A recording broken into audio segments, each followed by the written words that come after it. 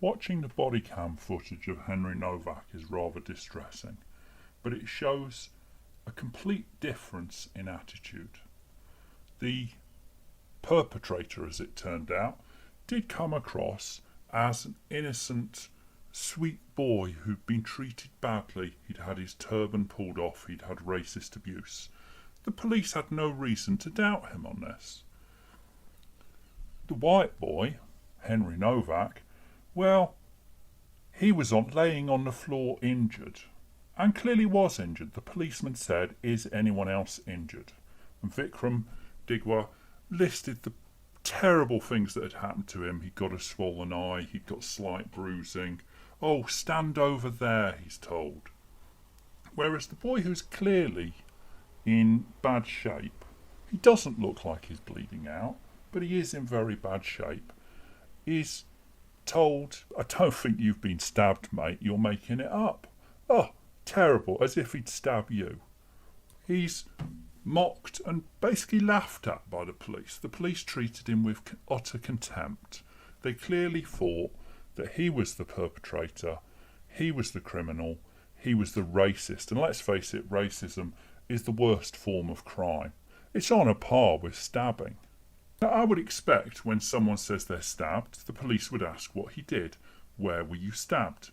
When he tried to point to it, I would expect them to run their hand over it or expose that area of his back. It's not like it was his genitals that had been stabbed. They could easily have disproved it and then treated him with the contempt that they continued to. But they didn't, because it didn't cross their minds that he'd been stabbed, even though he was laid on the floor in a garden and had clearly been trying to climb over a wheelie bin to get into another garden. We all remember George Floyd, the man who was well known to the police for his activities, well known for pointing a gun at a pregnant woman's belly and threatening to shoot her. Well, he's the saint, isn't he? So we're told it's awful when he said he couldn't breathe and they restrained him. Now, they didn't put their knee on his throat, but they did twist him into the gravel and make sure his hands were fully secured. Why did they never handcuff Vikram Dikwa? When Vikram Dikwa was arrested, they didn't handcuff him when they cautioned him. They didn't handcuff him when they took him to the police car. They don't seem to have handcuffed him when he got to the cell. And why would they? So why was it that a man who clearly was having trouble moving and was injured and had used hurty words? Now, racism is bad, but racism is words in this instance. The accusation was he'd used words. Would handcuff him stop him using words? Would they secure him from future harm caused? Not really. So why did they instantly go to handcuffing? Because he was a racist.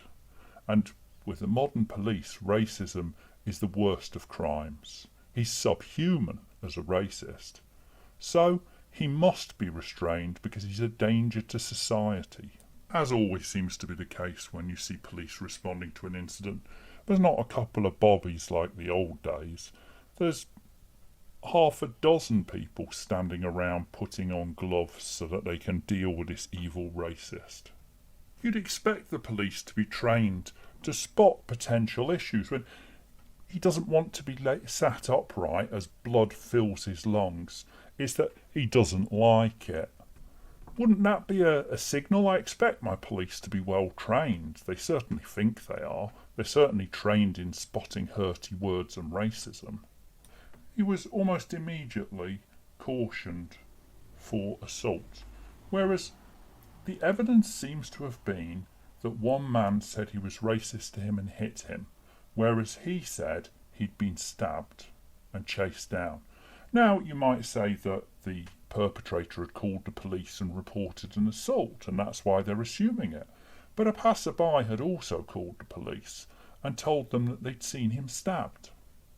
When they called the ambulance, they used an odd turn of phrase. They're looking at a man holding his head and shoulders as he's handcuffed laying on the floor, struggling to speak as he's becoming unconscious.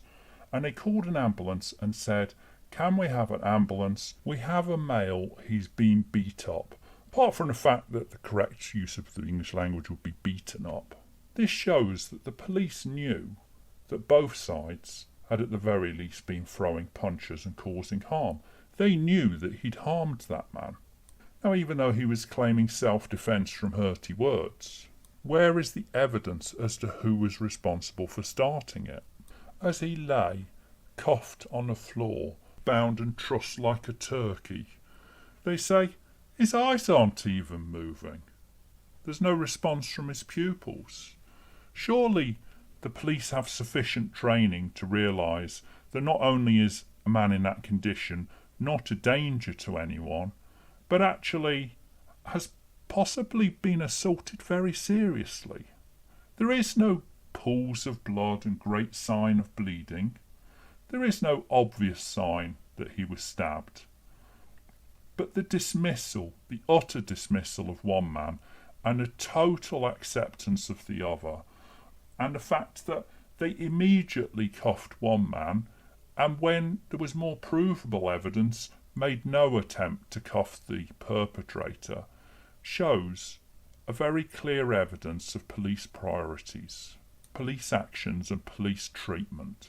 It shows a police force where race is more important than everything, where the accusation of racism deserves roughly cuffing, binding, cautioning and dragging away of an evil perpetrator, whereas the accusation of a stabbing, without clear signs of blood, which there aren't always, deserves a wealth of caution in approaching blame.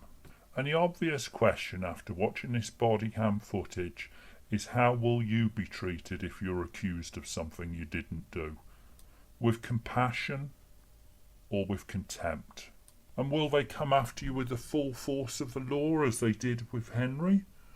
Or will they do nothing, as they appear to have set no charges at all against his family, who clearly helped cover this up, remove evidence from the scene, and lie on his behalf?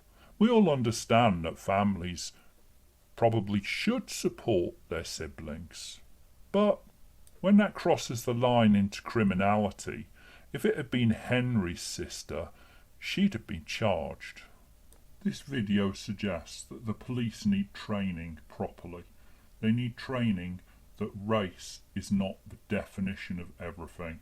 They need training that victims can be white.